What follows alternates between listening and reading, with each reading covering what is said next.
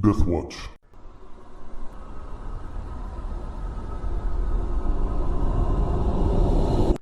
Welcome back to Death Watch's Call of Cthulhu Campaign, where our journey continues beneath the Stygian skies.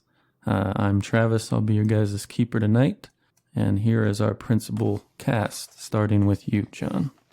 Hi, I'm John, and I am playing James Whitmire, procurer of ancient artifacts and shipping extraordinaire. And I'm Brandon, playing Nicholas Saucedo, a World War I veteran who is horribly scarred and disfigured and is seeking answers in the occult for some method to restore his looks and health. I am Lance Monroe, archaeologist, studier of the occult, and showman. I'm Chris. I'm playing Charles Stanton, big game hunter, all-around mercenary and killer, I guess. All right, so we'll begin or return to the story with you, Mr. Stanton. Last time we had ended with you seeing the rather curious sight of Luis de Mendoza trying to conceal a saber as he went into his hotel, and we'll pick up right from that moment. What would you like to do? I guess I'm going back to the hotel anyway. Might as well follow him on in. Okay, well, I should point out at this point that you guys were actually in a different hotel. They had put you up at the Hotel Mari, and him and Augustus Larkin were staying at the Hotel Aspana. All right. I had imagined you were walking past your hotel because you had noticed a tobacco shop, and you had just recently gotten off a 19-day journey on a ship, so I imagine you might have stressed your reserves of cheroots. Is that what they were called? Yeah. Okay. I figure he also probably smokes a pipe too. Just depends on how much time he's got. Okay, well, as you're considering, you just sort of look around the street there, and a man who is walking down the street to the north some distance from you, he catches your eye just because he pauses in the act of walking when your gaze falls across him. And you notice that he's wearing a suit, and that his right arm of the suit is pinned up at the shoulder. He has no arm. Well, I mean, lots of people don't have arms. I guess I could be a bit paranoid about it, though. Let's give him a follow. Okay, yeah, he had frozen in mid-step, and as you head in his direction, it's difficult to determine where he disappears into, but it seems like he cuts down an alley between the buildings. You know, without a rifle, I'm dead, right? So let's go. All right. So, yeah, you walk down the street past that tobacco shop you had noticed, and there's another antique store of some kind, and that's where you see the alleyway that he went into. And there are a lot of nooks and crannies as you peer down that alley where somebody might have hidden.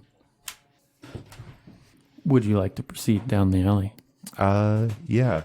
Give me a listen roll as you walk down this alley. Okay. This game sure does like its 80s. Well, there's a lot of, well, no, we'll do it this way. So we'll throw you one last rope here, and if you can succeed at a luck roll. Use luck. Okay, so too late, you hear the footfalls on the pavement of the alleyway, and then something heavy hits you in the back of the head, and it deals you 7 points of damage. Ouch. And I will need a Constitution roll from you. Boom. Nice. Okay, with that critical, I'm actually going to lower that damage. You have such a hardy Constitution that a hit that would put a major wound on a normal person, it actually only deals you 5 damage. Okay. He is pretty hard-headed. All right, so you wheel around to see this man missing his right arm, the arm you shot off a fellow wearing a poncho and a wide-brimmed hat the night before, and it's your action. What do you want to do? I'm going to get out of Dodge. All right, so you I want to can't flee? fight him. Yeah. Okay, give me another Constitution roll. Here comes 80 or 100. Come on. And what is your movement? Where is that? It's under the combat tab, I believe. Combat 8. Okay, so this guy, he's a little bit bigger than you, and you just have the speed on him. So you dart down that alleyway, which cuts to the street across from the one that you were in, and there's a lot of stalls and vendors selling goods on that street, and there's a crowd of people moving through, and you mingle into that crowd, and glancing back, you see that man standing at the alleyway looking around for you, but he can't spot you. He doesn't seem to notice you. What is your next move? I'm going to go back to my hotel. Okay. All right. Getting too old to be doing this blasted stuff. All right, so you return to your womb, or your womb. Yes. My sanity is at 22. It's quite possible that... You return to your room, and you have a bit of a wound that you may want to treat if you can. You can, with the aid of the mirrors in the bathroom, you can kind of see, looks like he just hit you with some hard object on the back of your head, and there's a minor cut there. But you even have a decent first aid too, but that is a failure. Yeah, I'm just going to start drinking. Okay. Okay. Not like super heavy, but, just maybe sitting in my room smoking and drinking. Okay. So you sit in your chair and pour yourself a drink and light up one of your few remaining cigars. I'm going to get that elephant gun out too. Lay it across my lap. Housekeeping. Both barrels. I know that they survive one. Right. Yeah, that was the other thing that was strange about it too, that if that was indeed the same man, it is somewhat difficult for you to determine his features as they were so deformed when you saw him the night before. But it didn't look like there was any bandaging or anything on that missing arm. So Yeah.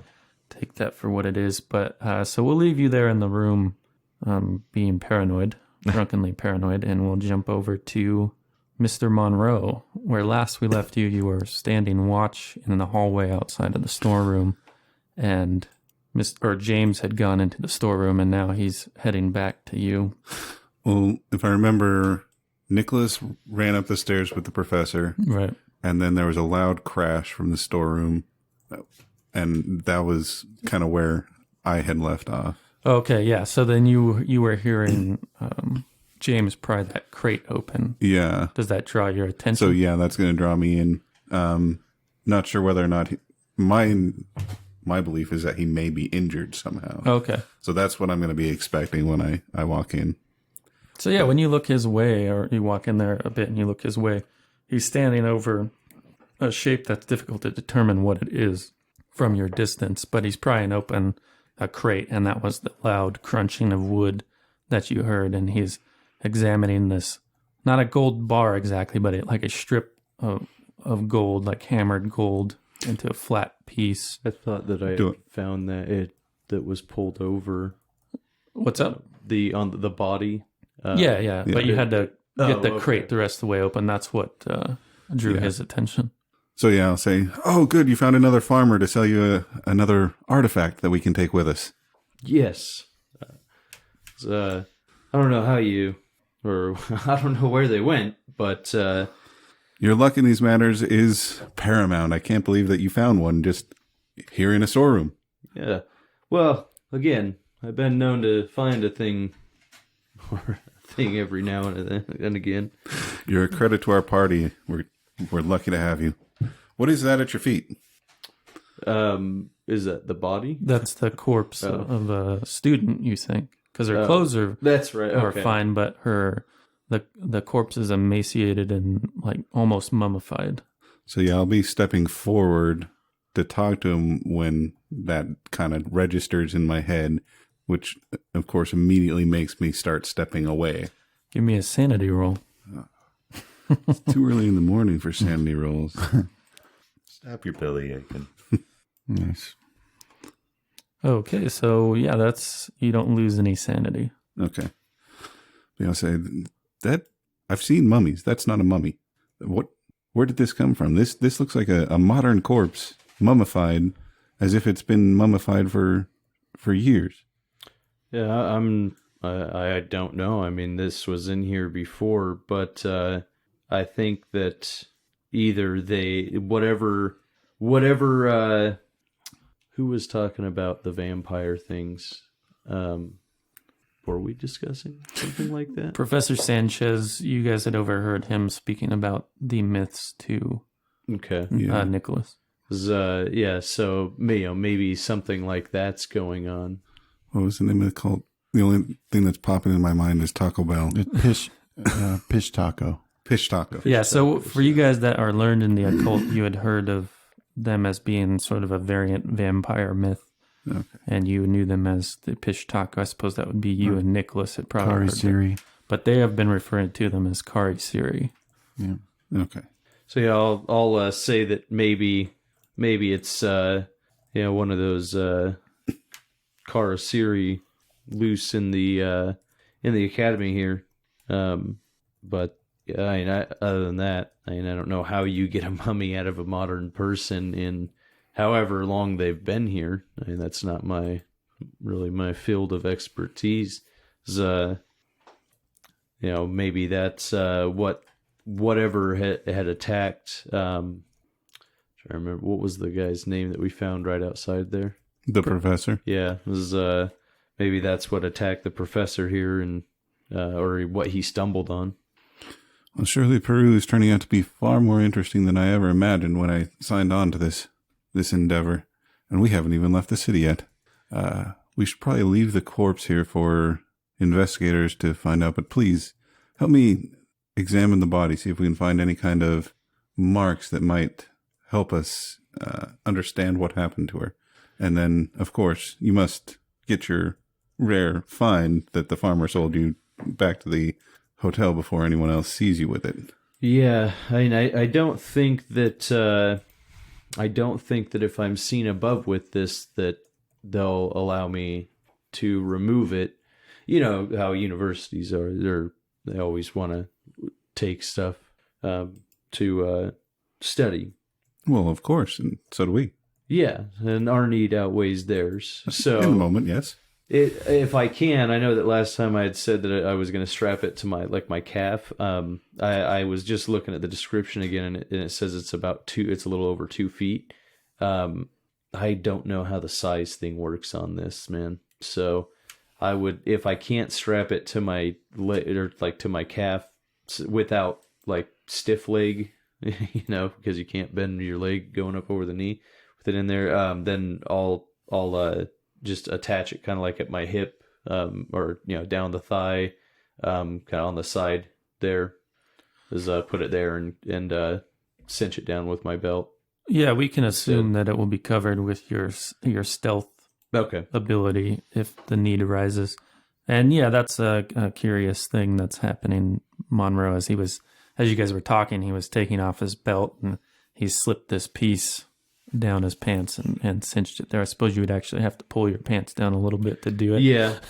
And are there any other crates, or what? Or I guess, was there any information like a tag, a sticker, anything on that crate that says what it was or where it came from? It had their indexing, which Monroe would know matched what was in that. Yeah, we had found that book that had what this was. So I'll ask you though, was there anything else that we wanted to look for while we were here? I pored over the tome that they gave me on the artifacts that the museum used to have, and this was the only one that really caught my fancy. Okay.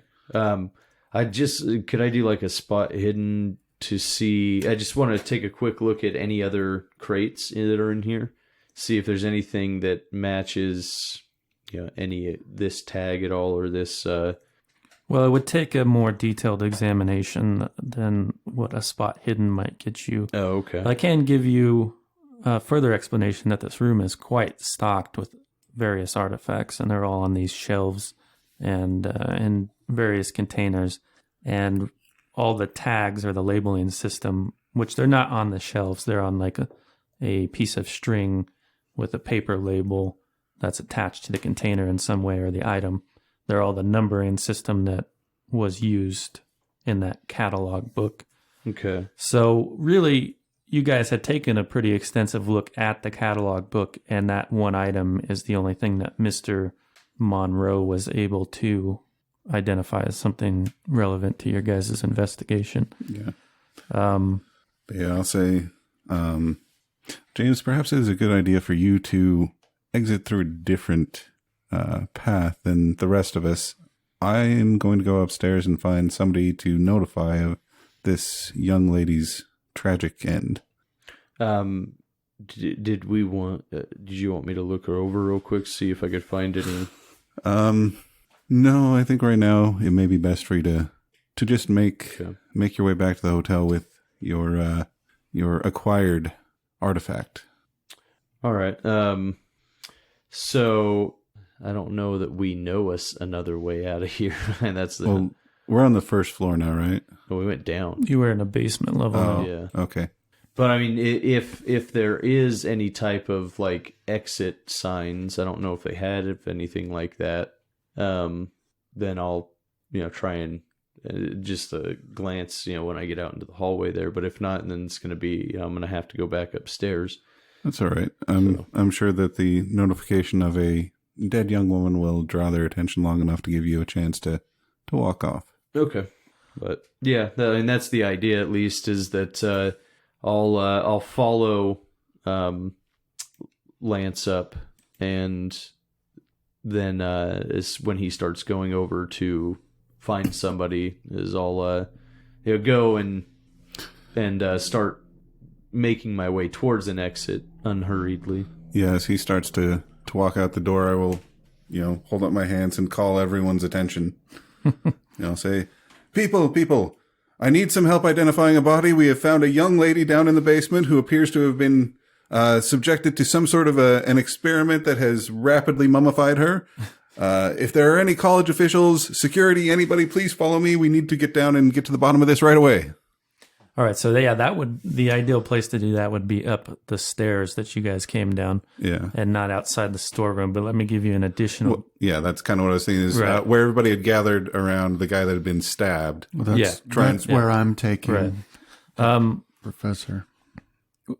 The shock of seeing the mummified corpse of this woman covered it initially, but you had a vague sense of unease when you were having your conversation with James, and you realized that darkness that's inside your head, for lack of a better term, is absent. Oh. But let's jump over to Nicholas, as he's rushed up the stairs a few minutes ago with the apparently wounded Professor Mamicio Sanchez, and you're moving down this hallway. He's cradled in your arms like a lamb, and you can see they've covered the guy that was stabbed with a curtain. They pulled it off one of the windows, and they've covered his body completely. And Jackson Elias looks up, and when he sees who you're carrying, he has a shocked expression, and he meets you part way, and he's like, "Oh, what's happened?" The professor's been wounded. Well, let's see if there's a medical student or something over here. Maybe he'll be able to figure it out. Yeah. So that's where I'm heading. So I'll shout out for that. This man needs help. Okay, yeah, so you guys move him up there and lay him out on the floor, and this medical student starts examining him. And Jackson says, I got some more story out of that woman that saw the man that attacked her. Apparently he came from the storerooms up that stairwell. And the man challenged him in some way, and he produced a saber and stabbed him, and then ran into one of the professor's offices and out the window, I presume. That makes sense, because I gave chase to someone, but I lost them. They tried to start a fire in that office. But Monroe and Mr. Whitmire are down there right now, downstairs. And that's where you found him? That's where we down found in the these professor, storerooms? down there. Oh, Now, wow. he said he was looking for his research assistant. Yeah, they had found, well, I mean, you heard him. He said they had found a journal for Gaspar Figueroa that Right. may have mentioned this pyramid. Well, I'm going to go look for it, because this person can help the professor better than I can. Oh, okay. At that moment is where Mr. Monroe reaches the top of the stairs and says what he says. So yeah, there's he's talking about a mummified corpse in the storeroom. Okay, but he said a young woman, right? Yeah, you presume by the dress and the hair being long and intact, because she was wearing a fairly neatly pressed, like almost like a sports jacket and a skirt. Okay. So James, this is where you were going to split off. Yeah. Oh, okay. So yeah, I mean, I'll whatever direction Lance goes in, I will make for the opposite direction. Are there any, I guess, other exits in sight? Yeah, it should be easy enough to find your way out of here, but just give me a stealth roll. Congratulations. So with an extreme success, you slip out a side door into the campus park, and you are going to head back to the hotel? Yeah, I'll go back. I'll go back. I mean, so far, I was gonna say I'll keep an eye out to see if anybody's following me, but I don't think I'd have reason to, honestly, because I don't know that I've been followed yet, right? And I feel pretty confident in my ability to smuggle or get out of here with that campus with the items. So yeah, I do want to take in a little bit more of the city, right? So I'm not gonna go out like hours out of my way, but 20, 30 minutes, maybe grab a food or something on the way home or back to the hotel. Okay, yeah, to the south you've heard, the gunshots and the sounds of a horse racing going on. Yesterday you heard it. It's as good as direction to point you as any. Bet your artifact on some ponies. Yeah, double it. This is my artifact against your 10. Mr. Monroe, when James departs and leaves your close proximity, that is when you feel the dark presence return to your mind, and that feeling of unease dissipates. Okay. So yeah, you're calling attention to this other corpse, but the man with the medical training seems to be preoccupied with Professor Mamicio Sanchez, but Nicholas is heading your way. The professor said that his research assistant, a young woman, had found a journal that might give us some information that we need. Did you find a journal down there? Did not find a journal, but we didn't search the body very, very thoroughly. Okay. Well, I'm going to go down there and look. Actually, I believe James you had picked a notebook out of her pocket. Yes. Oh, well, I was unaware of that.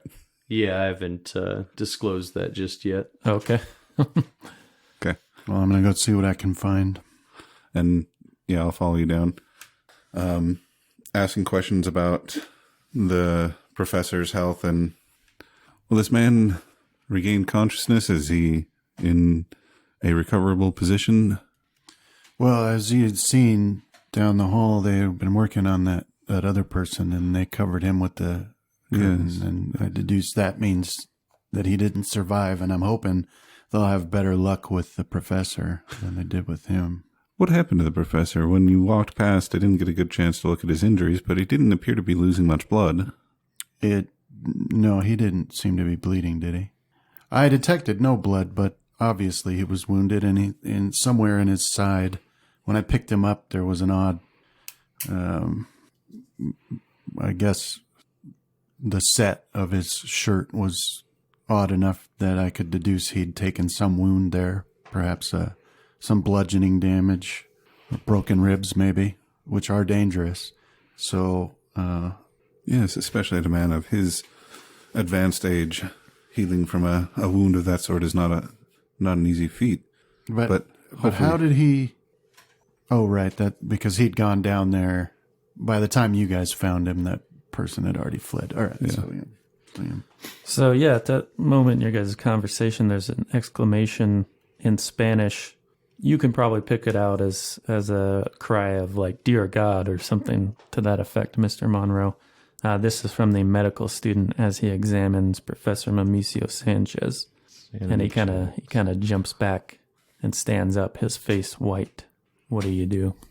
I'm going to stop moving. I'm not going to go back. I am. Okay, so Jackson and this medical student were surrounding him, and they had torn his shirt open, and you can see in his stomach just something roiling beneath the skin, like rolling. But And you stayed away, so that's what you see. You already rolled the sanity when you felt it, so Yeah. it just confirms what you were trying to deny previously. Right. Telling me Monroe's not curious? If someone's yelling, "Oh God," A seeker of the Well, occult and strange? Even I would be like, if once I see it, I've got like my hands over my mouth. yeah, Do you have any medical training? Well, at first aid. First aid? Yeah. So I'll shout, "Get it out of him," as like a reaction. Oh, okay. That's like, get it out of there. that's going to pique my interest, though. All right, so this medical student gets control of himself, and he rattles off some Spanish, and Jackson translates for you, and he says he thinks whatever the object is, for lack of a better word, is in his digestive tract or in his stomach. Maybe he's going to try to induce vomiting. Okay. And that's, we'll have Monroe, you're going to come and take a look.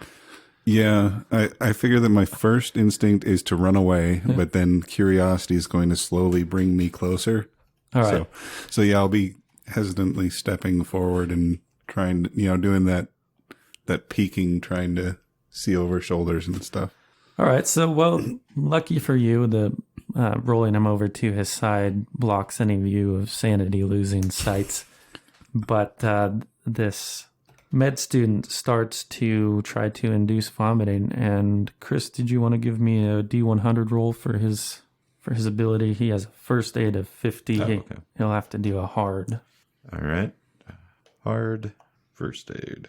Ooh, no. All right, so, he tries this for a little bit, and he just gets a bunch of saliva, and no actual vomiting occurs, and he says something in Spanish, and Jackson says he thinks he's going to have to cut it out of him. Okay. He's asking, does anybody have a knife? Do I have my pocket knife? Probably. Yeah, I'll hand it to him. Okay. It's sharp. All right, so he kind of looks at it. It's not quite a scalpel or what they would... When I hand it to him, I'll say, "Careful, this is sharp. I use it for shaving." Oh, okay. And I'll point to my... No, I won't do that. All right, so Chris, once again acting as our med student, he's going to need to make a medicine roll. His skill on that is 35. He only needs a regular success. I don't think I have medicine. I don't. So you Just roll a D100. Okay. Well, I'll just roll it. So was it 3? 3? Okay. So Yeah, so he expertly, despite his nerves, cuts into Professor Mamicio Sanchez's stomach, and this, well, it looks like a piece of fat at first. So sort of a worm-shaped, pearlescent piece of fat sort of pops out, like the tip of it, and it's sort of twirling around as if it's in some sort of discomfort, and then it wriggles the rest of the way out and flops there on the floor. Could I have your sanity roll now, Mr. Monroe? But I've been trying so hard not to see this.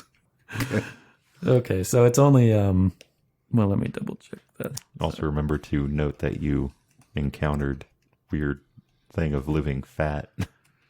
Well, I may have existed as one of these things for a short time. Well, it's just that way for future sanity checks. You gotta make notes of all of the weird stuff that you encounter. So yeah, you don't lose any sanity. It's easy to perhaps rationalize that this might just be some sort of parasite.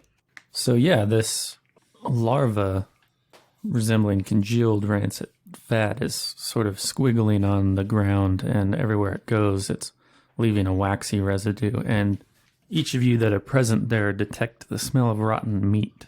But let's take it to Nicholas. How do you respond to that? You have all your faculties. Yeah. You were kind of prepped for something like this. Yeah, I'll stomp on it. All right, go ahead and put your brawl roll out there. It's going to attach to his foot, and we're going to have to cut it out of him. Mm-hmm. Yep. Push it. All right, so you can't on You an can't attack. do the combat ones. Technically, we're not in combat. So yeah, it's a small target, and it was hard to aim an effective kick at it or a stomp at it. What would you like to do, Mr. Monroe? I'm going to stay away from it. Eat it. So you just back up a few paces. So yeah, it actually, previously it seemed to have been moving slowly as if it was in some sort of distress, but it moves pretty quickly after you leverage that stomp at it, Nicholas, and it tries to jump onto your foot. But it just misses. Okay. What do you want to do? So yeah, there's a big commotion. The med student, there was a woman there who had brought like a collection of ill-suited threads and needles for stitching this guy back up, and he was in the process of picking out what might work for him, but now he's in a panic. But anyhow, Deus over to mio. you. Right. So I seem to have tried to leap onto your foot. yeah. Then I would like to. No, I'll grab that sheet or that curtain that they'd covered the dead guy up with, Oh, okay. and like toss it over this thing to try and contain it. Yeah, go ahead and give me the same roll, your brawl roll. Or actually, that's a pretty wide thing. Let's do just your dexterity. So yeah, an errant gust of wind. You can luck that, right? He could if he wanted to. The problem is I don't know what my luck is. 40, it looks like. If you hit edit, you'll be able to see it. Yeah, I'll use luck. So what is that? 6 points? Yeah. All right, yeah, so you get that sheet, you spread it out, and you got this larva in the center of it, and then you bunch the sheet around the larva, and it's all moving rapidly and violently in the little pocket it's contained in. Okay. And Jackson kind of comes up to help you secure it all, and you have it in there. But you see when you pick it up, there's this excretion is pooling at the bottom of it. Right. What do you want to do, Monroe? Stay as far away from this thing as I can. I have completely forgotten about the mummified corpse in the basement now. Are you just slack-jawed? Yeah, I'm probably just standing there staring dumbfounded. Okay, one of the women that was standing next to the med student is kind of like, "Pardon me, sir, his body cavity is still open to the air. Could you stitch that up?" in Spanish? And he gets back to it. And with Chris's roll on his behalf, he's able to appropriately stitch Sanchez up, but he remains unconscious. First, I thought you were thinking, or thought that she was talking to Monroe. Yeah, that's what I thought. I was like, I'm not doing qualified. Look, my only action now is to backpedal. Yep, backpedal and wait to send someone ahead of me. All right, so there's a couple of things that trigger mentally for you, Nicholas. The white waxy secretion and the smell are both familiar to you. And if you were to draw the same conclusion that this curtain will only be a temporary container for this larva. Yeah. And you can also get, because if you'll remember, Sanchez had that substance around his mouth and it was causing his lips and the skin around his mouth to have a sunburned look. Yeah. So we need. I'll say to Hughes, to Jackson, we need something to contain this in, like a bucket or a jar, because he speaks Spanish. So Oh, okay. ask him where we can find like a jar, a big jar. All right. So yeah, he barks an order in Spanish to one of the gawkers, and one of them runs off somewhere. Okay. Monroe continued backpedaling. No, I should be starting to regain a little bit of my senses and scanning the crowd, try and find someone that has some sort of authority and security and try and get their attention to follow me downstairs. Oh, okay. Yeah, so that older professor you had met earlier who brought you to Sanchez's room is there. And you get, in your non-effective communication, you do also get the sense he's trying to tell you the police have been notified they should be on their way. but he follows you with a questioning look on his face to the stairwell. Okay. But yeah, I'll be using like the few Spanish words I know, like el muerto, whatever words I can get. Like I speak Latin pretty early, so I'll try speaking that and see, and he might be able to pick up on parts of it. Okay, well, go ahead and give me a Latin roll. You can definitely do it. I just want to see a fumble. That way, he gets the idea that you are going to take him down here so you can murder him. Because you worship the devil. All right, so no fumble. Quite the opposite. It was a double roll. You wasted that critical. Dang it. Oh no, I failed the first one, didn't I? Yeah, you could communicate it. It was enough. And he follows you down those stairs and to the mummified corpse of the woman. And he has his moment of shock, as you did. And he's sort of noticing some details on her clothing. And he says, Arizo. Do I understand what that means? You recognize that Professor Sanchez had mentioned this was the name of the undergraduate that was preparing the notes. So, Nicholas, that jar arrives. Okay. So then we'll go about, Right. I got it in this little pocket. So we'll put the jar underneath and try to, Yeah, bounce it in. Yeah. Well, Jackson is like, just put the whole thing in there, man. Oh, okay. Is it that big of a jar? Yeah. Okay. Yeah. Then that's what I'll do. Right. So, yeah, you stuff the whole curtain into this jar, and you can see it's sort of, even though it doesn't seem to have any sensory appendages on the outside of it, it's poking one end of it out of a hole that's appeared there in the curtain. But you guys put the lid on, and we'll pause with you for a moment and jump over to Charles. So, yes, how much do you drink when you... I'm figuring I'm not trying to get like wine mom middle of the day drunk, just enough to kill the pain in my head from where I got hit. Okay. So, but depending on how I'm acting, I guess anyone could figure I was probably more wasted than I am. Yeah. Because I'm probably reeking of alcohol. Yeah. I don't know. It's up to you on that. Well, nobody's come to your room at this time because the room or the housekeeping type stuff wouldn't be around. And unless you order anything up to your room, nobody comes. Occasionally, you go to a heightened state as some other guest, you think. I figure I'm also probably peeking out the window. Oh, okay. You do, at some point, you hear footfalls slowly coming down the hallway, and they appear to pause outside your door for a moment. Yeah, once I start hearing them, I'll start tracking about where I think their position is in the hallway with that elephant rifle. Okay. And just... Yeah, you think it's right outside your door.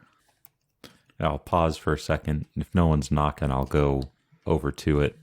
Okay. Is there any sort of like latch or peephole? Yeah, there's a peephole. Yeah, I'll put my eye up to it. All right, so you see a man out there, Peruvian as near as you can tell. He has both arms and a bundle of letters, and he's sort of squinting at the doors, like the room numbers on the door, and he's looking at the one outside your door. And when he sees it's not the one he wants, he proceeds further down the hallway. Yeah, I'll back away from the door and go back to drinking and smoking. In your highly alert state, you know he passes your old room, and then it seems like there's a knock from what you would guess to be Mr. Monroe's room, as he used to be just adjacent to you, but they had to move you the room down. And after a time, you hear his footsteps go away. Will you maintain your drunken vigilance? Yeah. I mean... All right, so we'll pop back over to these guys. Or I guess we'll check in with James. You're at this racetrack, or you're heading in that direction of town. And the way this sort of the way Lima's sort of works is the richer folk actually buy the property up in the hills surrounding the bay rather than on the waterfront. And when you get closer to the waterfront, it becomes poorer. But what in particular are you looking for? Well, I'm not sure, I guess, where a racetrack came from. I was just gonna, just gonna see some of the if there are any type of sites between our hotel and this campus. I was gonna, go and take a look at some of those, but and then grab a quick bite to eat on the way back to the hotel. Well, the hotel and the campus were really close to each other. The only reason I pointed you to the racetracks is because you just wanted to go out to the city. And I was just saying, well, you had heard this earlier. Oh, okay. And so that was the direction you had picked to travel. But when you grab your bite to eat and you head back to the Hotel Mari, you do see a man sitting at the outdoor eating area of a cafe that's across from the Mari. It's actually the bar Cordano where you guys had your dinner meeting with Augustus Larkin. He's just in this outdoor area, and he has a drink of some kind before him, but he only has one arm, and he's keeping close attention to the hotel. I'm not sure what your interaction. I think you were off doing something totally different. He was stealing the mask at That's that right. time. But I think they had relayed the story to you of the attack because you came back when the police were leaving. Yeah. Did you guys describe him at all? Or I guess it would have been Monroe. Yeah, because you took Monroe into his room, your room, my room. Yeah.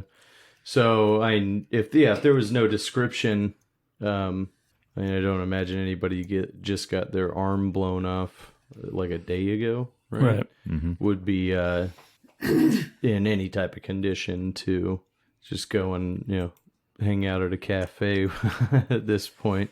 But if I do notice that he's intent on watching comings and goings, is there another entrance to this hotel? Yeah, you did spot a service entrance to the kitchen around on the other side. All right, I'd like to go back to that entrance then, instead of using the front. Okay. Yeah, you cut your way through the kitchen, and the cooks and stuff that are working in there, they sort of look at you oddly, and then the chef, you think, stops you, and he's speaking Spanish at you in a non-physically threatening way, but the way a boss might talk. And he sort of stopped you there as you're walking between the prep tables. Okay. Yeah, I'll try and just stuff a wad of yeah, money I'll in his say this smells great. Can I I'm hungry, right? And kind of pantomime, pointing at the food and eating gestures, right? Yeah, he's just he doesn't understand you. So he kind of gets that you maybe want some of the food he's preparing, but he says some more stuff in Spanish. All right, yeah, I'll pull out a $10 bill and give it to him.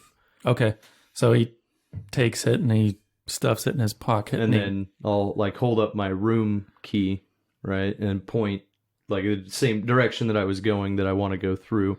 All right, so there are some nearly prepared meals out there, and he's sort of trying to get which one do you want. Yeah, and I'll take whatever looks the most appetizing at that point. Okay. So yeah, you grab the plate you want, and he points to where you can get out of the kitchen, which goes to a bar, and then the bar would cut through where the restaurant area you guys had breakfast in, or near where you had breakfast in, and you can make your way up to your room from there. Okay. Give me a spot hidden roll as you approach your room. I'm just picturing the elephant rifle stuck out through a hole in the door, and that's what he's spotting for. Hard success. So you see a letter on Mr. Monroe's. It's been stuck in between the door and the jamb. It's just sort of poking there. Yeah, curiosity will get the better of me. I'll take a look around and see if I see anybody. Okay, you don't. No. All right, then. So is my room? I guess where is my room in relation? So you and Nicholas were directly across the hall from where Charles and Mr. Monroe were originally. Charles has been moved down a room. So you guys would you would be kind of kitty corner. So opposite the hall, one door down would be where your room is from Mr. Monroe's. Okay, so yeah, I'll walk down I'm gonna pass my room and go to his, right? Okay. And I'll like, try to put the key in, right? And when it doesn't work, look at it, turn it around, put it in again, and then this is at your this room? is at his okay. room, and then as it doesn't, I want to kind of turn, I want to turn so that if anybody was behind me, that they would just see my back, right? As I'm going, try and grab that note. And Okay. So yeah, Charles, you hear, jangling lock sound after some footfalls approaching. Your peephole doesn't really give you a view of Monroe's door, but that's where you're hearing it come from, you think. And after a little while, you see James here walk to his room. And I think I'll peek my head out when he goes walking by. Okay. Yeah. Did you see a man with one arm? Yes, he's in the cafe across the street. Got to be careful. He's hunting us. I'll close the door. All right. Yeah, I'll ponder that and shake my head and open the door. So I guess which side of the building would I? I'm trying to figure out the layout of the hotel. Like most hotels, modern at least, you would go and each side would have a window, right? Yeah. So which way is that cafe facing? So it would have been facing the windows of Monroe's and Charles Stanton's room. So your room is on the opposite side of the hallway, so your windows would look down into an alleyway between two buildings. Okay. All right. Then, yeah, and I'll think about telling him that he might be able to see him from his window, but then, I did tell him he was at the cafe, so I'll continue into the room. Okay. And what are you going to do with the letter for now? So when I get in, I'll put that plate down. I want to take that artifact and take like a pillowcase or something to that effect and wrap it up, and then I'll place it on the desk or table where I'm going to be near, and then I'll open that letter. All right, so yeah, on the outside it was addressed to Lance or Clarence Monroe, actually, with the room number and the hotel address. And been lying about his name this whole time. And you pop it open. It has like an old wax seal type thing on it. And let me share it with you. Okay, it should be in your journal. And it's just one sheet with a like a print copy of a photograph. And what it says is, "Dear Mr. Monroe, I hope this letter finds you in good health and that your journey to Lima was without incident. I have arranged that this letter should find its way to you on or about your arrival. Included is a photograph taken in a certain storied residence in Boston. The page photographed contained a partial alphabet of an ancient script known as Aklo. I first discovered the language in the Unaussprechlichen Kulten, a book of some note written by Wilhelm von Zantz. At the time, the alphabet meant nothing to me, save for its curious description as the powerful written language of some distant precursor race to humanity. As an aside, you may find a poorly translated copy in English dubbed The Black Book, published by Goblin Press of New York. The initial and only print run was small, and now I am afraid this version only accumulates dust in unnamed used bookstores, and rightly so. I found the translation to be lacking, but perhaps you may wish to seek it out." Then, many years later, I uncovered an artifact in Egypt, sealed within a tome that had lain unmolested for long years. Hieroglyphs were scribed along the outside of the item, but curiously I recognized the mysterious Aklo letters written on the inside. I hasten to add that the artifact was sealed and unbroken until I and my companions opened it. Aside from this discovery, which meant nothing to any but me, nothing else worth reporting was found inside the object. But do you not see how momentous it was to find this Aklo language of the old ones in two places separated by such spatial and temporal distances? Ever after I have scoured for more information about Aklo, but many long years have led me down many trails with no grand conclusion. Alas, let us, you and I, suspend our disbelief for a moment and suppose that there were great civilizations before the rise of man, and that gave to our ancestors such knowledge and power as can scarcely be imagined in such places as Mu or Atlantis. And when our progenitors fled the cataclysms that destroyed their civilizations, they took with them a fragment of this knowledge, which faded with the rise of humanity, but may yet remain unspoiled in the dark places within the cradles of civilization. Which brings us to the heart of this correspondence. Should this expedition yield any artifacts with Aklo inscriptions, it is to you who I entrust their identification and safe recovery. Of course, any such items may go to you and yours after I am allowed a brief examination. Use the included photograph to aid you in identification. Good luck and well wishes. Rupert Merriweather, February 13th, 1921. And here's that photograph, John. Okay, do you see that? Yes. Okay, so does this is this included anywhere in this? Is the I guess the cipher to these symbols? No. No. Okay. So I'm gonna flip open that open up that pillowcase and pull that a little bit of that ward out, and do these look? I'm trying to look here to see if any of these match.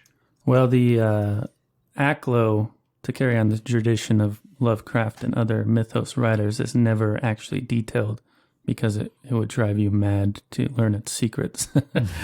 So we will stick with that tradition, and it's more representative. But you could, some of them look vaguely familiar. It's just you can't be sure. It would take archaeological background to make those comparisons. You do have a 1% shot. You could throw it out there.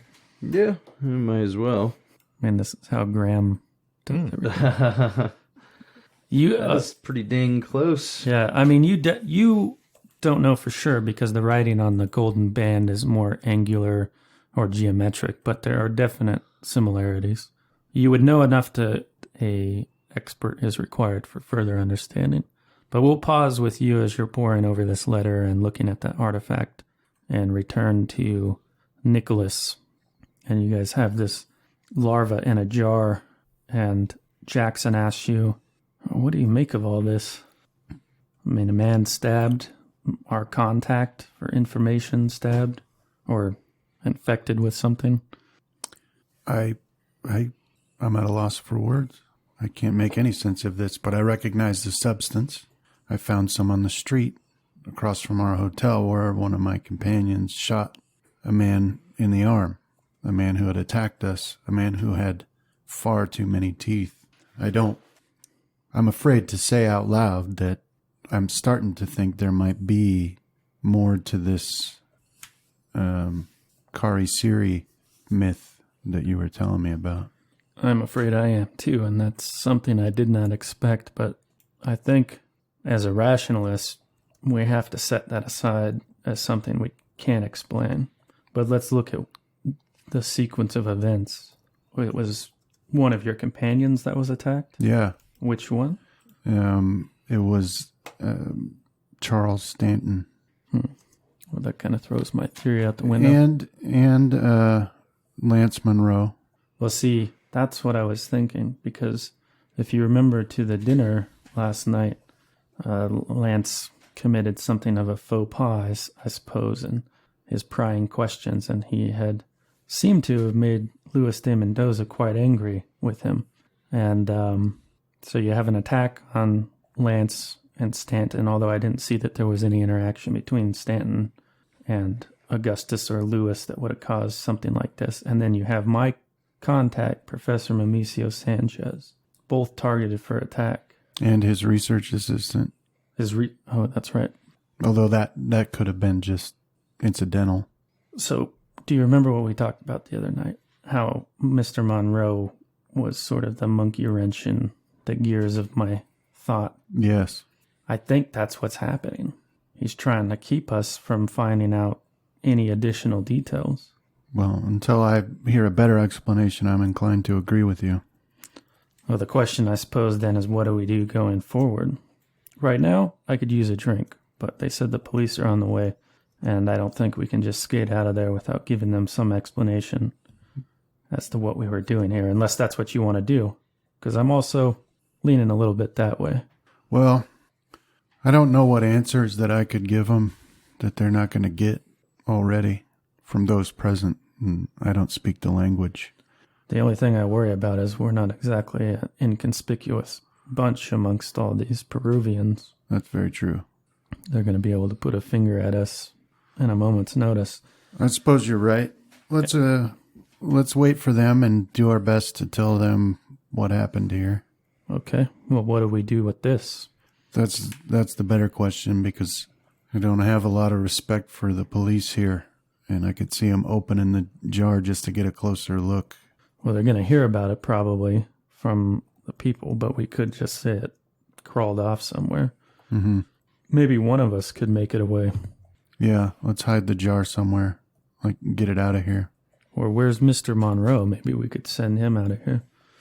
They're probably going to be able to point me out pretty easy. And you speak the language. And, sorry to say it, friend, but they're going to be able to pin you pretty good, too. Yeah. Well, I can go find Mr. Monroe in the storeroom and give him this jar and tell him to get out of here.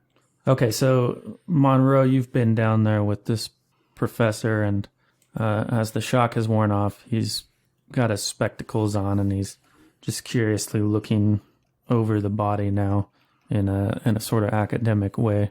I'll be doing the exact same thing. Yeah. And as I described earlier, the only wound on her body was that 6-inch or so diameter on her chest where her jacket was torn open.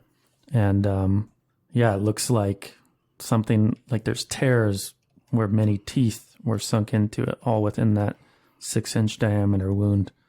And as you guys are looking over this body, that's when Jackson and Nicholas come down. I kind of imagine that me and this other professor are both speaking our own individual languages while pointing at stuff and just nodding at each other. Yeah, you found the great communicator is academia. Yeah, just pointing and nodding. Because that's what professors are used to, is speaking without caring whether or not the people can understand or hearing what they're saying. Yeah. So anyhow, Nicholas makes his entry into the storeroom. Okay. And Nicholas, you are, of course, immune to any sanity loss from witnessing a corpse. Mr. Monroe, the police will be here soon, and I think it'd be a good idea if you weren't. And we need you to take this, and I'll hand the jar. Do not open this under any circumstances. That's too bad. This is the organism that crawled out of our professor and that we wrangled with quite a bit of difficulty. Yes, I was witness to your struggle, and I must say that I want nothing to do with it. I don't blame you, but when the police get here, I guarantee you they will immediately open the lid and be attacked, and this thing will be let loose, and we can't let that happen. And if that happens, we won't be able to find out any answers about it. Well, not to be callous, but if they open it and suffer the consequences, then that's their own fault. Yes, but then we'll have lost it, and I can't get any answers out of it. I want you to take this jar and get out of here. I'm going to intimidate. I'll be intimidating to him, right? Because I know I already frightened him a little bit. Yeah, so I'm not going to be like, I'll punch you if you don't, but, I'll stand to full height, turn my face towards him. Well, I imagine Nicholas, his eyes are much more pronounced than the average person because of his disfiguration. So all that 1,000-yard stare and the horrors of war come out in that gaze. So How do you play it? I'm just gonna freeze like a rabbit sitting there by the corpse. Just stop. Well, maybe we should just hide it. This is from Jackson. Nonsense. He can be counted on. I'll just put it, I have a good place to hide this, and in my room outside on the patio.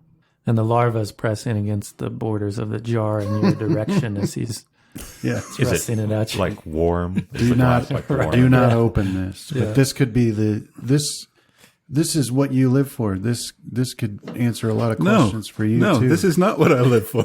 I live for dead civilizations, dead occult. Yeah. Stuff that can't hurt you? Yes, things that I dig out of the dirt that don't try to attack me. Well, as long as you leave the lid on the jar, it won't attack you. It doesn't appear that way. It looks like it's reaching for me.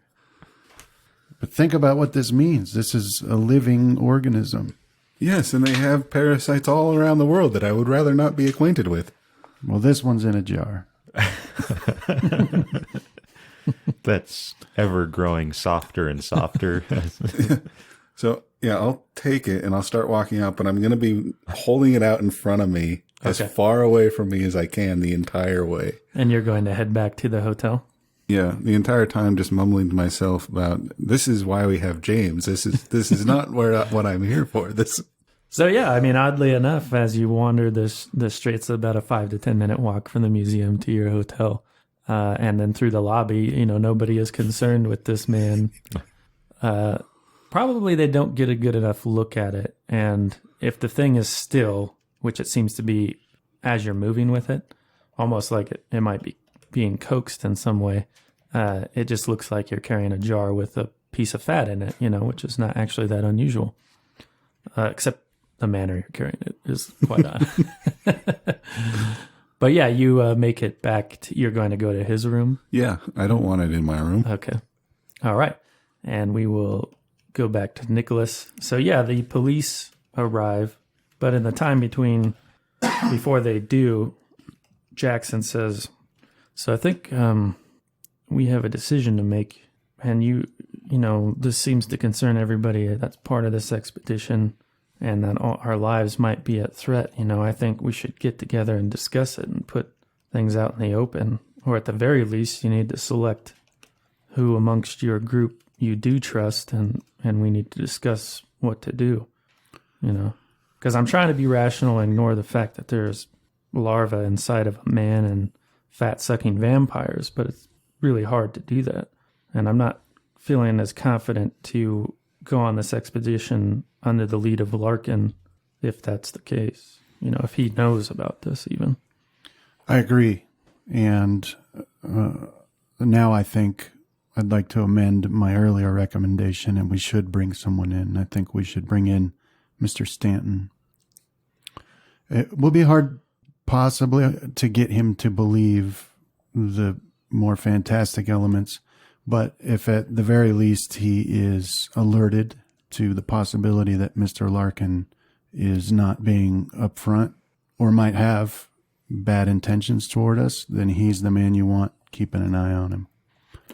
Well, how about after we're done with the police, we meet somewhere for drinks, first and foremost, and then we can figure out what to do, and you bring those you trust.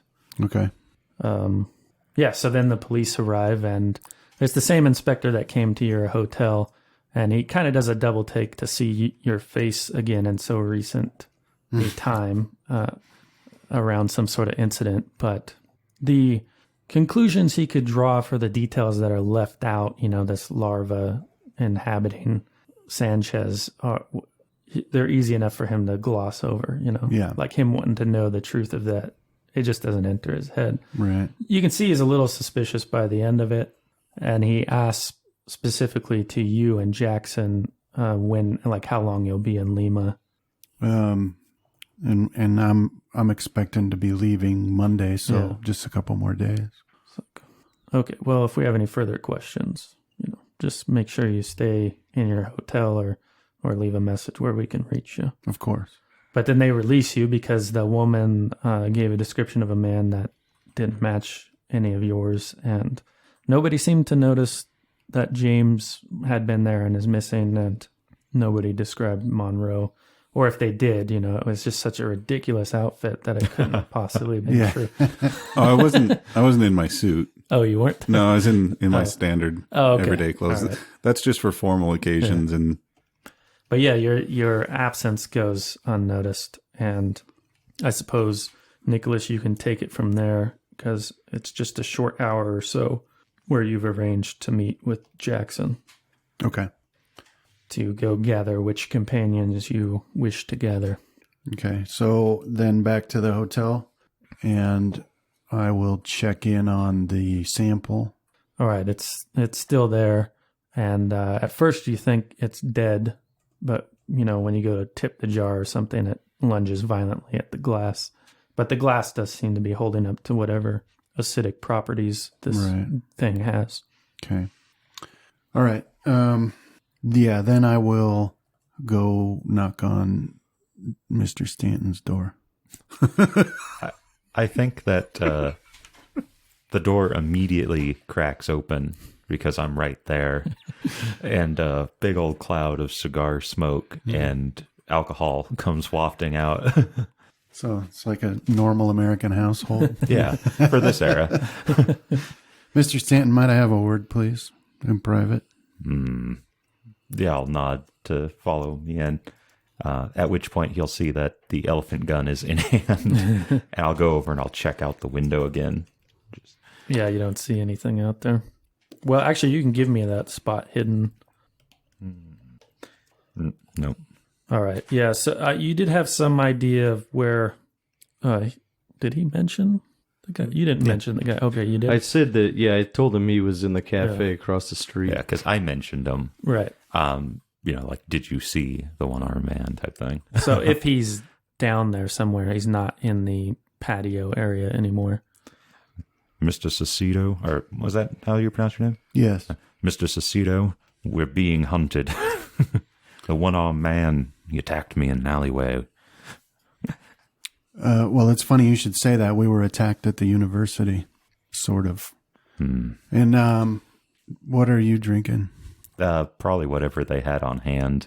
Yeah, so I'll point to it and raise my eyebrow. Ask if I can have a drink because I need... Of course, have at it. Okay. So then I'll lay out. Some of this is going to sound insane, and I don't expect you to believe me, but I do hope you believe I would not waste your time on fanciful tales. And then I'll lay out the story so far. I'll leave out for now Mr. Hughes' actual identity. I mean, he can tell that story, but I'll explain that we were attacked at the university, and I think it's tied to the attack on you, which incidentally also, I think the real target for that attack was Mr. Monroe, and that we suspect Mr. Larkin is actually behind these, and that he's not being honest with us, and there's more to him than it seems. And then I'll get into the fantastic elements about the slug of fat and the white substance I found where that man you shot was.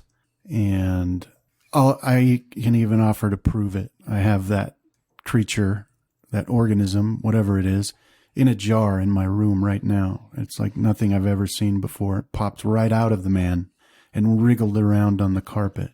It dodged my foot when I stomped on it. It attacked my foot in retaliation.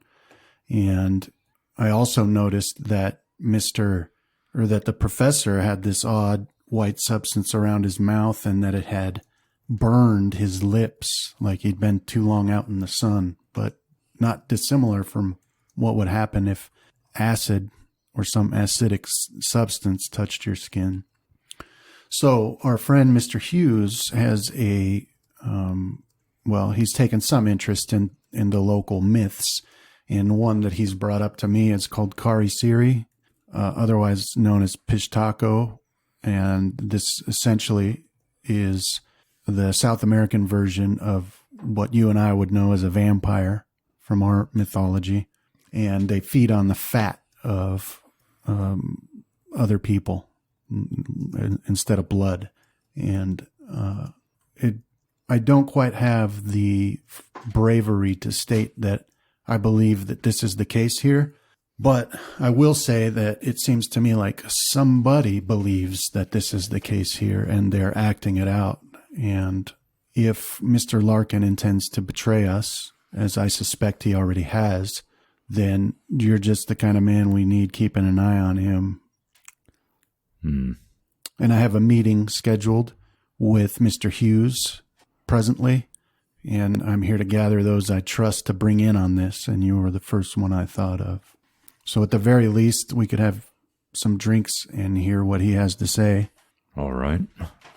First, I want to see this slug that you claim to have in a jar. Okay, but be careful, because looking at it causes the keeper to make you roll a sanity check.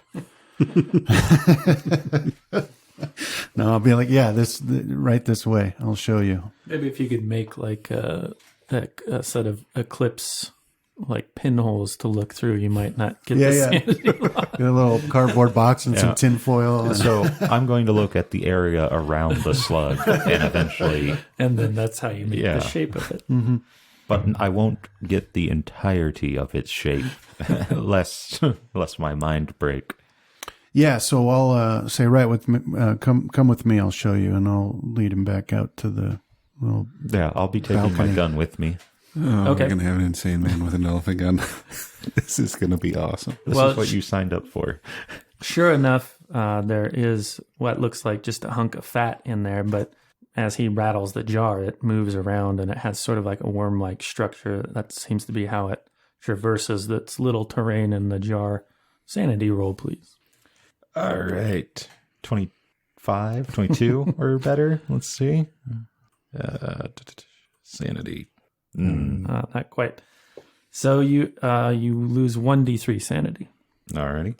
Now, Mr. Stanton, this creature is made of the same substance as this, and I'll pull out that other jar I had, the small jar. Right. And I'll show it, and I'll say, this I scraped off the rocks where the man who attacked you and Mr. Monroe, right where you say you hit him. I scraped this up off the rocks, and those rocks were pitted, as if burned. And so I had the thought that glass might work better in colleges and universities, and they store acids in glass, and it remains stable. And so far, it doesn't seem to have been eaten through the glass, but as you can see, I've never seen anything like this. So are you holding the jar or am I? I'm holding up the little jar. I just Okay. left the jar down on the floor there. Yeah. Well, while he's talking, I would have picked it up and Shook it. been looking at it. So when its movement happens, you actually, as part of the sanity loss, you jump in fright, and it's precarious for a moment. Give me a dex roll. Oh, come on. No. Oh, crap. Come on, dice. 8 points. Is that right? For luck? Yeah. Or I would allow... He's like he might be dropping it, so I can I would reach allow out. you to help him stabilize it with the same roll, a dex roll. There you go. Thanks. Oh, careful with that, Mr. Stanton.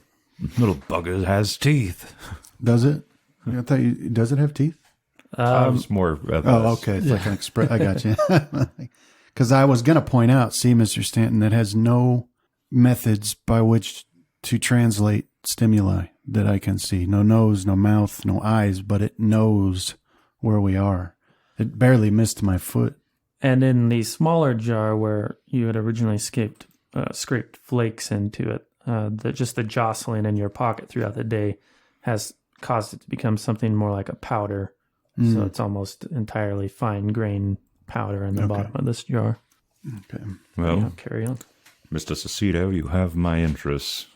Let's go to this meeting of yours. Well, before we do, I'd like your professional opinion on whether we can trust Mr. Monroe, who I fear might not take it seriously enough, or Mr. Whitmire with this information. Mr. Whitmire is obviously a man after his own fortune. That's, as long as he has something to gain from it, he'll stick with us, I feel.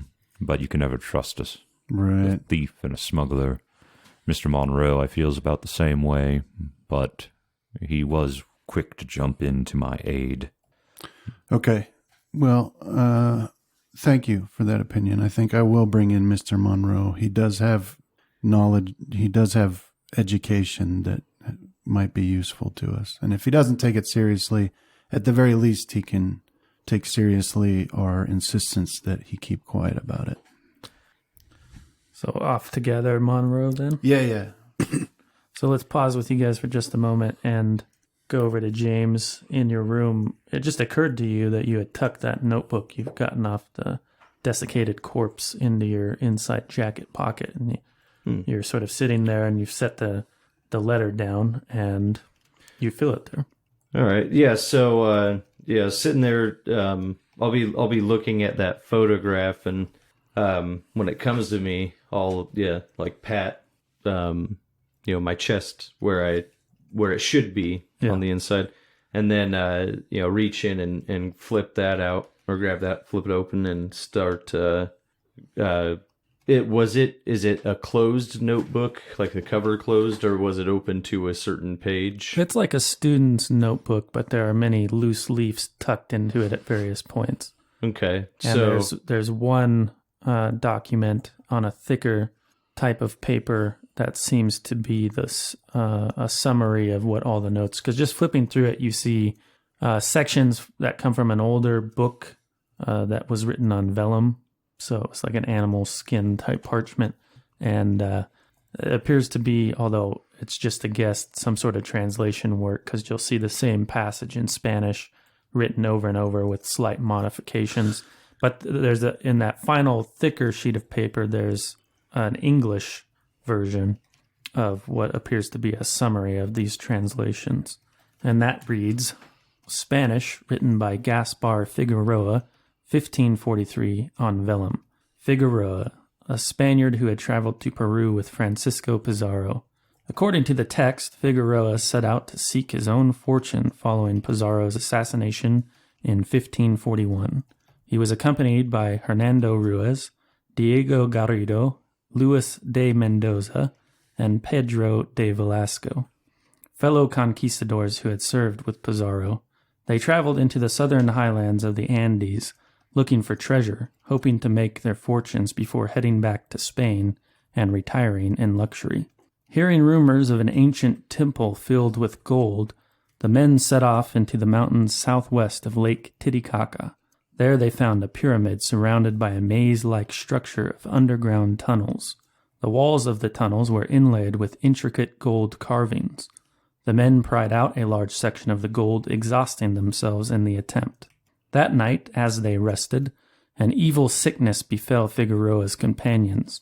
In the morning light, they looked gaunt and deathlike. Complaining of agonizing hunger, they pursued Figueroa. De Mendoza caught up with him and started to devour him like a human leech. Figueroa shot his friend in the head and fled, pausing only to snatch up as much of the gold as he could carry. Figueroa eventually arrived back in Lima, hoping to get passage home, but he was too weakened by his ordeal. Figueroa describes himself as wasted, little more than a walking corpse. I read Final Confessions as Figueroa's attempt to lift the guilt that his avarice had placed upon him. He believed that his fate and that of his companion was brought about by their desecration of a holy place, and his most fervent wish was that he could undo the damage he had inflicted. He described how he could still hear his friends' voices, crying out with inhuman hunger, and how in the dark of the night he can hear another voice, ancient and seductive, promising him eternal life if he returns to the temple. The voice told Figueroa how to contact it, but it seems he was too afraid to ever attempt this. A postscript written by the priest who performed the last rites states that Figueroa died a day after completing his final confessions. His last words were an entreaty to whatever gods were listening to forgive him his blasphemies. So that page is really the only thing you can read fully in that notebook, as the rest appear to be Spanish translation of some kind. Okay. So you're the thief of all of the evidence so far. So That's what he does. the one thing that stands out is that De Mendoza Yeah. is Yes, it appears to be the same name, but the What was the name of the book that this was? the final confessions of Gaspar Figueroa, and as you can see in the notes, it was written in the 1500s. But you can pause and think about that for a moment while Monroe gets a knock at the door to his room. Well, actually, after I dropped off the leech, or whatever it is, I would have gone to find him to take a look at the artifact that he had smuggled out. Oh, okay. So, yeah, I probably would be knocking on his door right about now. Yeah, so you're flipping through that notebook when you get a knock at your door. Okay, I'll get up and I'll ask, who is it? No. Say, it's your good friend, Sir Monroe. Oh, just a moment, and I'll take that the book the letter and that well, the photograph didn't have any type of like writing on it, like, you know. It just had in the margins surrounding the photograph the date it was taken. Okay. So it was August 1920. Okay. So I'll take that letter and I'll take the letter and photograph and put it back into its envelope. I'm assuming it came in an envelope, right? Yeah. Okay. And then I'll wax seal it. I haven't had time to. Just simply lie. Perfect. Yep. So I'll put it back together, or put it back in there, and then open the door and usher him in. Special delivery, man. But after as I let him in, I'll poke my head out and look around for a second. You know. No, there's nobody in the hallway at this time. Stanton and Saucedo are examining the larva. But I'm gonna do that. Just look this way, look that way, and then look again, right? And kind of try and give the air of suspicion. Oh, okay. And close the door, and then I'll turn around and I'll ask him, "Were you followed?" I don't know. I was focused on some insect creature that they made me bring back. I'll pull out that envelope and I'll tell him that I found on my return. I found someone trying to take this from your door, and I'll hand him the envelope. As it looks like they had opened it already. Someone, was it the fellow that attacked us before? Yes, it was the I don't one-armed know. man. It was a guy. Yeah, it was a guy with one arm. When I came up, he had this. I don't know how much of it he read though. All right, I'll open it up and start looking through it, and while continuing to. Did you included the photograph back in it? Yeah, I did. Okay. All right. Yeah. So it's I already read it, so it's the same information. I'll share it with you so you can peruse it a little bit more thoroughly. Okay, that's the letter, and here is the photograph. Who's got the golden mirror at this? Do you have that still? Or? I think that's still in my room. Oh, okay. I was just wondering if his bed was going to be piled with. Well, and I guess that does bring a good point. Is I'll say that it might be best for me to secure that mask as well. There's someone already poking around in your business.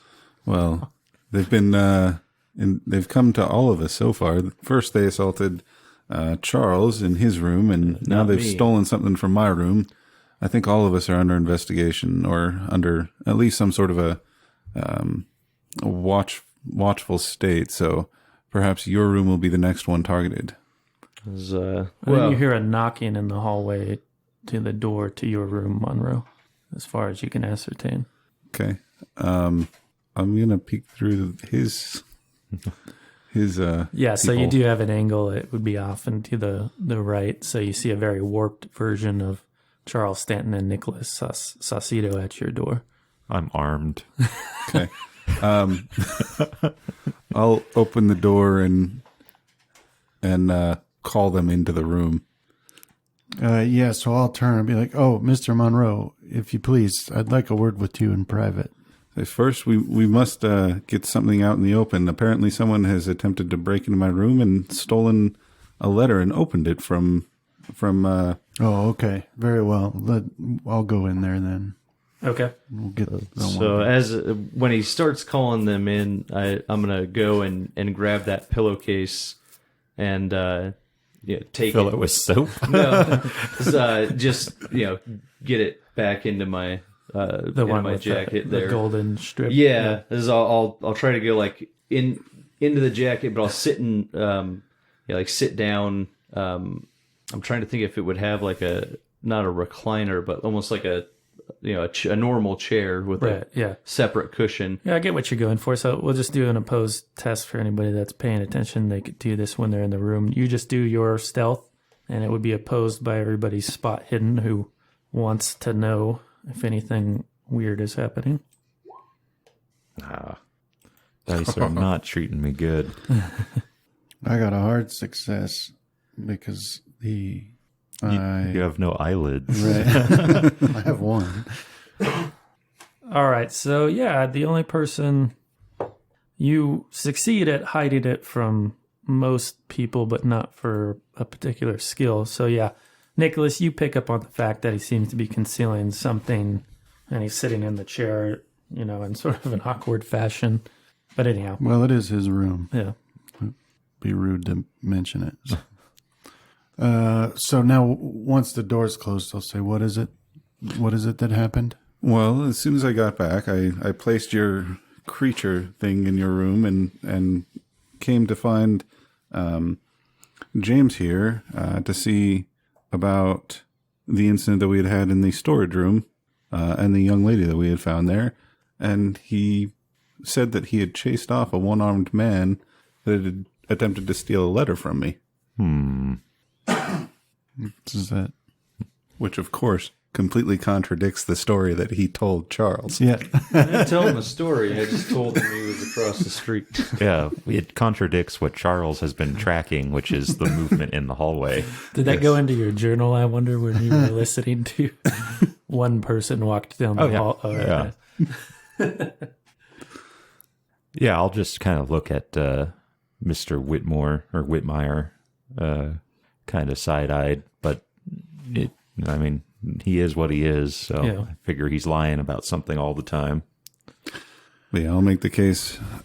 Wherever we go from now on, I believe that we need to find some way to secure our rooms and secure our possessions before we leave. This is the second time that someone has come to our rooms, and perhaps we should even begin looking at finding new accommodations that others don't know about so that we cannot be targeted quite as readily.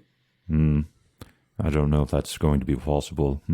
The one-armed man that supposedly came to your door and stole your mail attacked me earlier in the day when I was down around, what was the hotel's name? Aspana. Aspana.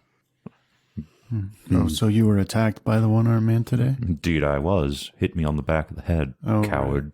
That explains that.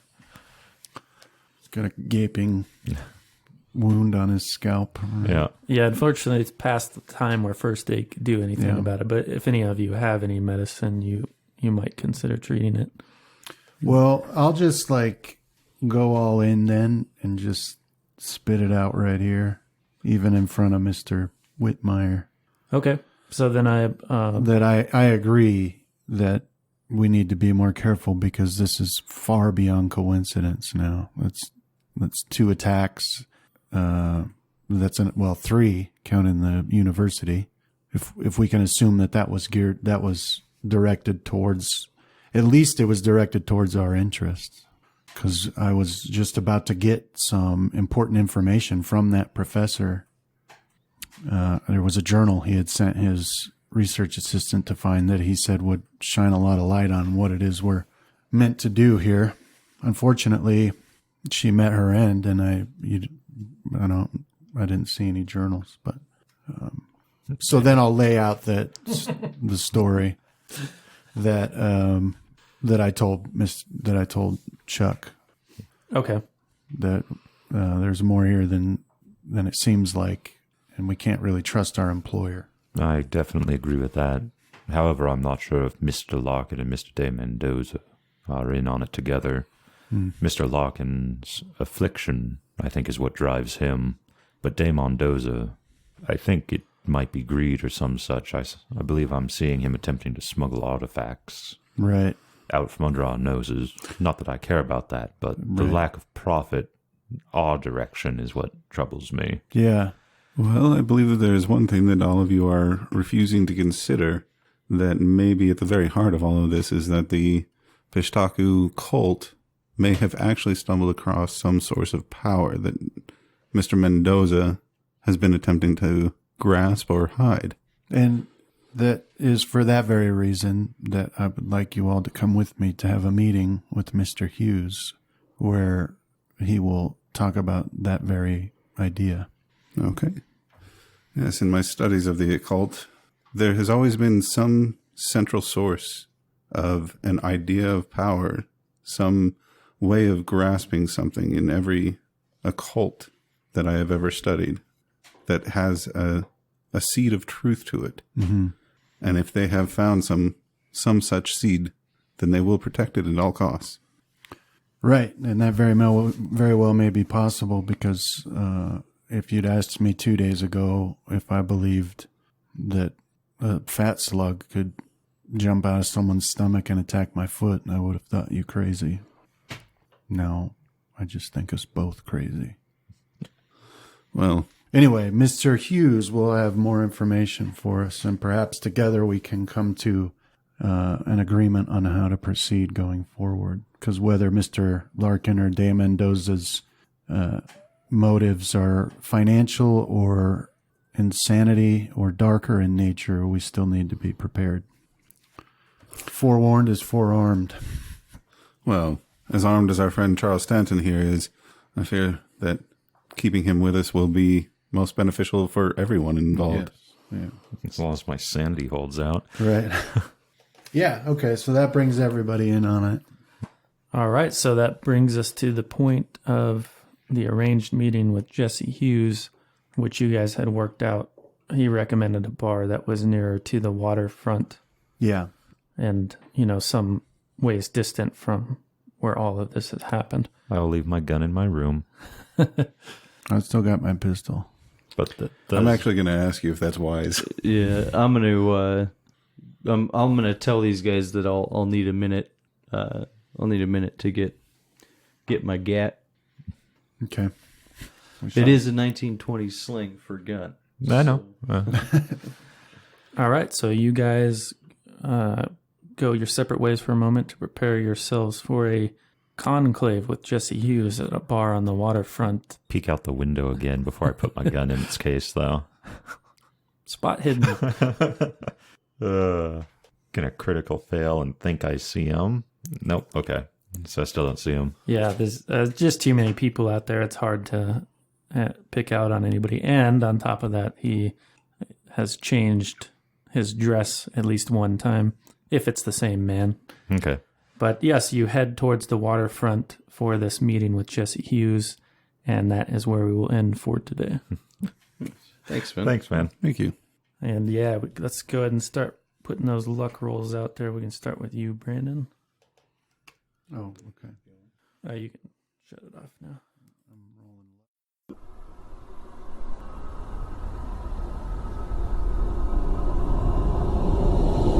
This has been a Death Watch production. Thank you for listening.